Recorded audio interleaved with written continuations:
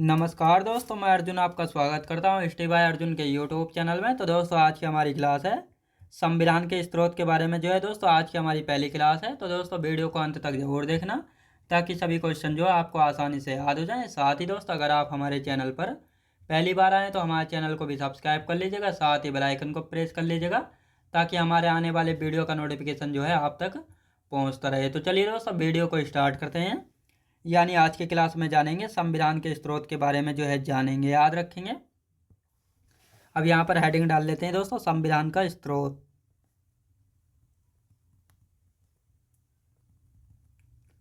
संविधान के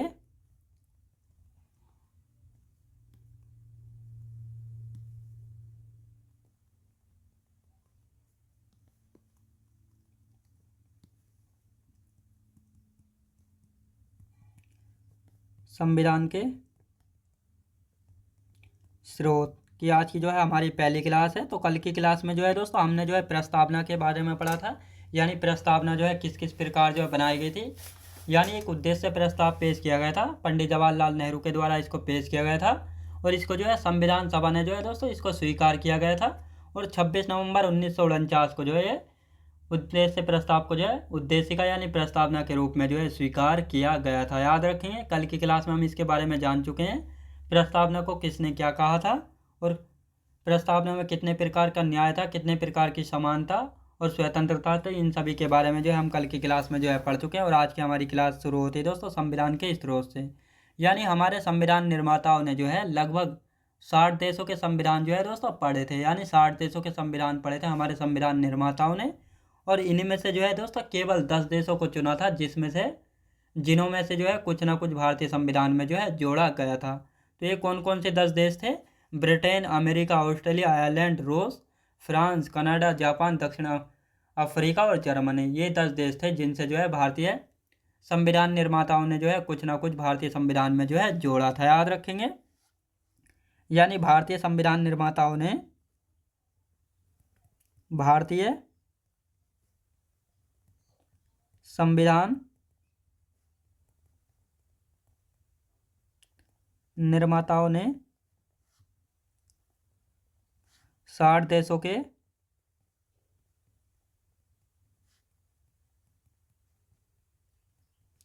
संविधान पढ़े। याद रखें दोस्तों, संविधान निर्माताओं ने जो है 60 देशों के संविधान पढ़े थे, केवल 10 देशों को चुना था। केवल 10 देशों को चुना था जिन संविधानों में से जो है कुछ ना कुछ जो है लिया गया था। ये कौन कौन से 10 देश हैं? तो यदि बात करते हैं ब्रिटेन,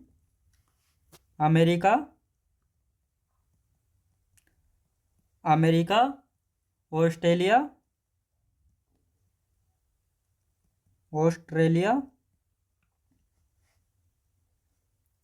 आयरलैंड,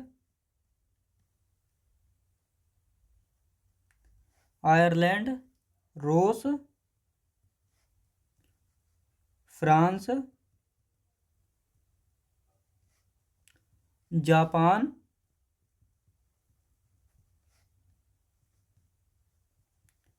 कनाडा,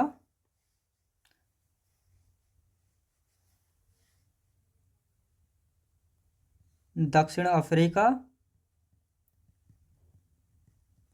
और नंबर 10 पर आता है दोस्तों जर्मनी। यानी इन 10 देशों से जो है भारतीय संविधान निर्माताओं ने जो है कुछ ना कुछ जो है लिया था। याद रखें दोस्तों, यानी भारतीय संविधान में कुछ ना कुछ जोड़ा था। बात आती है संविधान, यानी भारतीय संविधान का सबसे बड़ा स्रोत किसे माना जाता है। यानी भारतीय संविधान का सबसे बड़ा स्रोत जो है किसे माना जाता है, जिसमें से जो है सबसे ज़्यादा आर्टिकल यानी अनुच्छेदों को जो है जोड़ा गया है।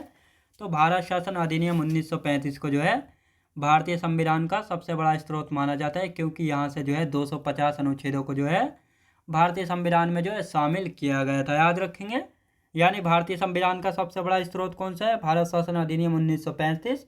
इस शासन अधिनियम से जो है 250 अनुच्छेद को जो है भारतीय संविधान में जो है शामिल किया गया था। कितने अनुच्छेदों को दोस्तों? 250 अनुच्छेदों को जो है भारतीय संविधान में जो है शामिल किया गया था। भारतीय संविधान का सबसे बड़ा स्रोत, भारतीय संविधान का सबसे बड़ा स्रोत, सबसे बड़ा स्रोत कौन सा है दोस्तों? भारतीय संविधान का जो है सबसे बड़ा स्रोत कौन सा है?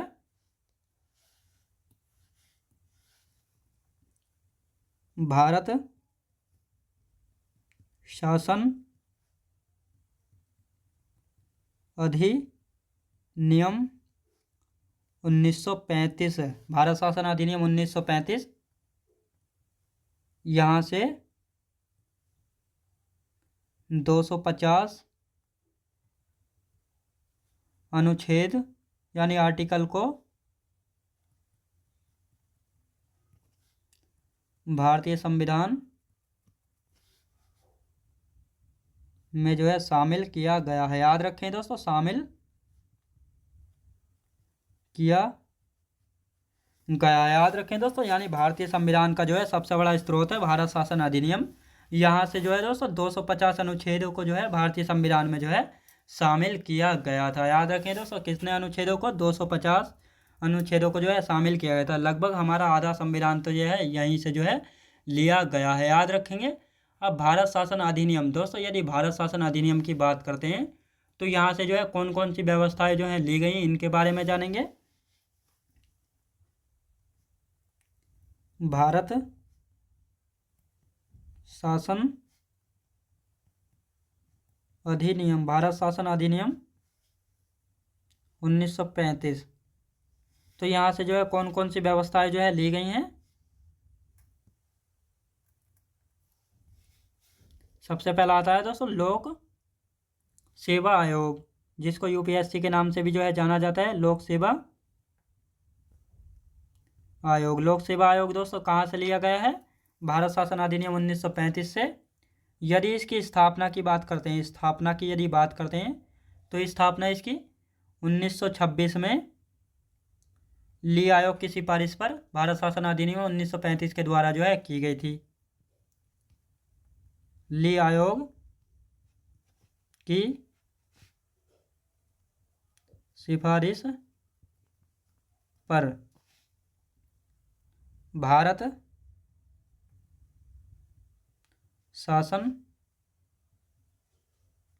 अधिनियम 1919 के द्वारा जो है की गई है। याद रखें दोस्तों, यानी जो लोक सेवा आयोग है यानी पब्लिक सर्विस कमीशन जो है, इसकी स्थापना कब की गई थी?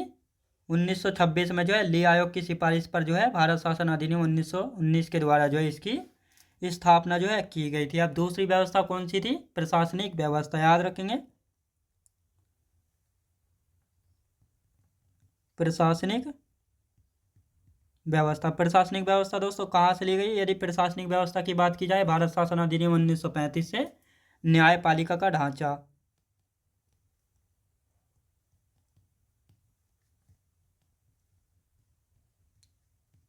न्यायपालिका का ढांचा।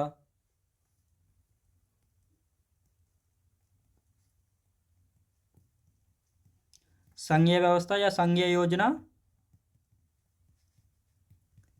कहाँ से ली गई दोस्तों? ये यदि बात की जाए, लोक सेवा आयोग, प्रशासनिक व्यवस्था, न्यायपालिका का ढांचा, संघीय व्यवस्था और संघीय योजना, ये कहाँ से ली गई हैं? तो ये सभी जो है भारत शासन अधिनियम 1935 के तहत जो है ली गई हैं। राज्यपाल का कार्यालय,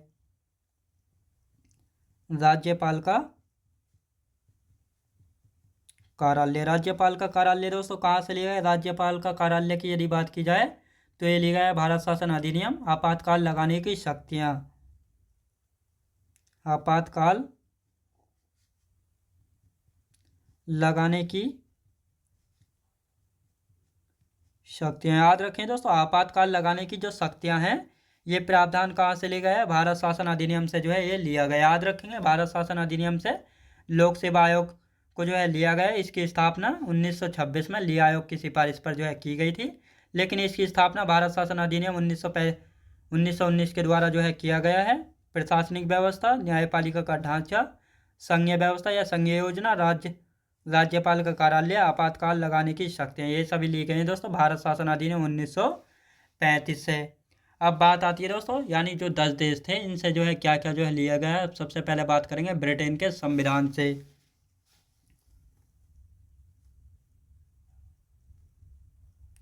ब्रिटेन के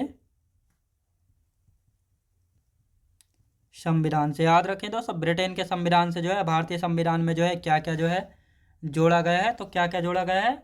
एकल नागरिकता, एकल नागरिकता। याद रखें दोस्तों, एकल नागरिकता क्या होती है? तो एकल नागरिकता का मतलब है जिस प्रकार आप भारत में किसी भी स्टेट में रहते हैं तो आपका जो है केवल एक ही आधार या वोटर आईडी जो है मान्य होगी। यानी आप किसी भी राज्य या किसी भी राज्य, स्टेट या ज़िले वगैरह में रहते हो, आपको जो है केवल एकल नागरिकता की जो है आवश्यकता पड़ेगी। अब अमेरिका में जो है दोस्तों दोहरी नागरिकता। याद रखेंगे दोस्तों, अमेरिका में दोहरी नागरिकता न्यूयॉर्क, वाशिंगटन डीसी और ये हो जाता है दोस्तों कैलिफोर्निया। तो ये पहले जो है हमें कैलिफोर्निया की वो लेनी पड़ेगी नागरिकता, और इसके बाद जो है अमेरिका की नागरिकता जो है लेनी पड़ेगी। तो इस प्रकार जो है यहाँ की जो है दोहरी नागरिकता। याद रखें दोस्तों, दोहरी नागरिकता है। याद रखेंगे दोस्तों, कहाँ पर है? अमेरिका में। याद रखेंगे दोस्तों, अमेरिका में जो है दोहरी नागरिकता है।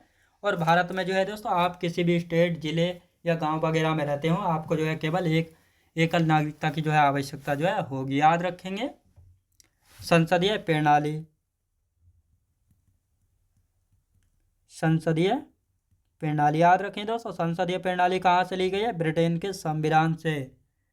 द्विसदनीय व्यवस्था कहाँ से ली गई दोस्तों? द्विसदनीय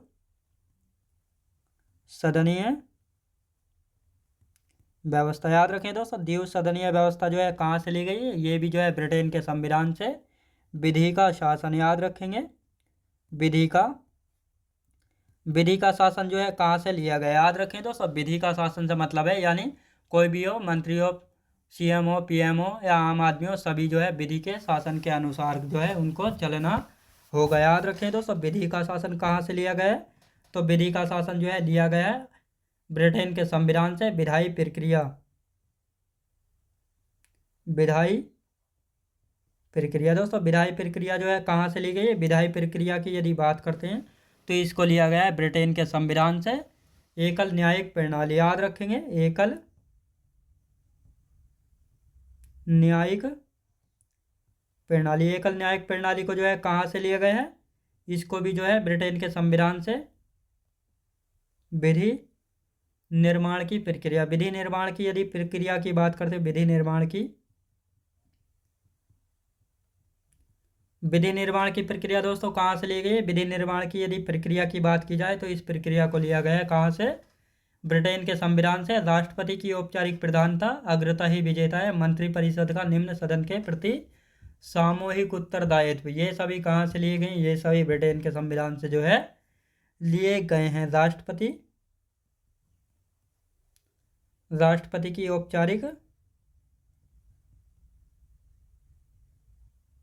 औपचारिक प्रधानता,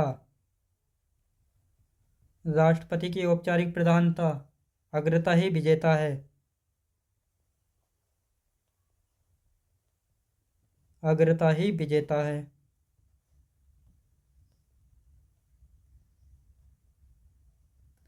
मंत्रिपरिषद का निम्न सदन के प्रति सामूहिक उत्तरदायित्व। ये सभी कहाँ से लिए गए? याद रखें दोस्तों, एकल नागरिकता, संसदीय प्रणाली, द्विसदनीय व्यवस्था, विधि का शासन, विधायी प्रक्रिया, एकल न्यायिक प्रणाली, विधि निर्माण की प्रक्रिया, राष्ट्रपति की औपचारिक प्रधानता, अग्रता ही विजेता है, मंत्रिपरिषद का निम्न सदन के प्रति सामूहिक उत्तरदायित्व। ये सभी कहाँ से लिए गए दोस्तों? ये सभी जो हैं लिए गए हैं ब्रिटेन के संविधान से। याद रखेंगे। तो दोस्तों मैं उम्मीद करता हूँ आपको वीडियो क्वालिटी, कंटेंट वगैरह सभी कुछ आपको पसंद आया होगा। पसंद आया तो लाइक, शेयर और सब्सक्राइब करना बिल्कुल भी ना भूलें। साथ ही दोस्तों अगर आप हमारे चैनल पर पहली बार आएँ तो हमारे चैनल को भी सब्सक्राइब कर लीजिएगा, साथ ही बेल आइकन को प्रेस कर लीजिएगा ताकि हमारे आने वाले वीडियो का नोटिफिकेशन जो है आप तक पहुँचता रहे। चलिए दोस्तों मिलते हैं नेक्स्ट वीडियोज़ में।